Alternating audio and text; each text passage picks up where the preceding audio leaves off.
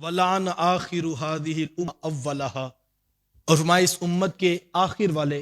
اس امت کے پہلے والوں کے اوپر لعنت کریں گے۔ نگاہ نبوت 1400 سال قبل دیکھ چکی کہ کل آنے والے لوگ پہلوں کے اوپر لعن کریں گے، پہلوں کے اوپر تان و تشنیع کے تیر برسائیں گے، پہلوں کو برا بلا کہا جائے گا۔ اس کی بہت ساری تشریحات کی جا سکتی، لیکن میں صرف ایک بات کر کے مکمل کرتا ہوں۔ میں یہ کہتا ہوں، اگر آپ صرف امام ترمذی علیہ رحمہ کی روایت کردہ اس حدیث کو بطور قول فیصل لیں اور ہر اس شخص کو میدان میں رکھیں اور ہر اس فکر کو ترازو کے پلڑے کے اوپر تولیں جو ماضی میں گزرے ہوئے بزرگوں کو برا کہہ رہی ہے، وہ ہمارے اسلاف جنہوں نے ہمیں دین دیا،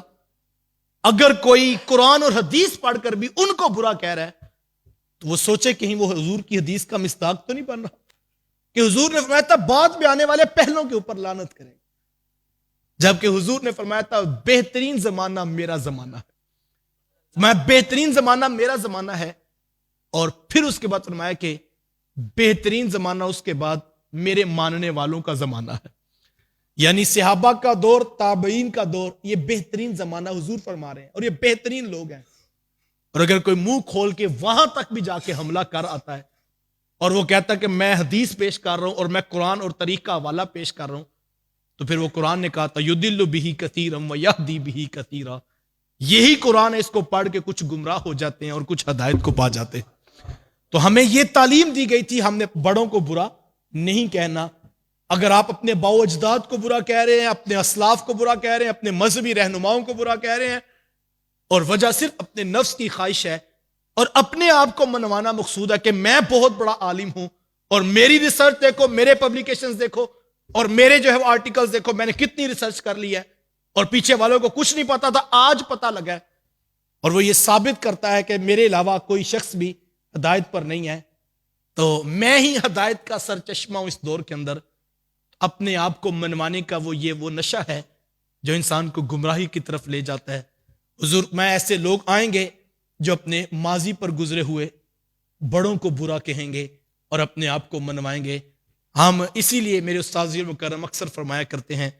آپ فرماتے کہ بیٹا کوئی چیز پرانی ہو جائے نئی لے لو، نئی چیز میں جدت ہے، نئی چیز میں سہولت ہے، نئی چیز میں آسانی ہے، لیکن بیٹا یاد رکھنا دین جتنا پرانا ہوگا اتنا گنبد خضرا کے مکی کے نیڑے ہوگا۔ ہم نے دین نیا نہیں لینا،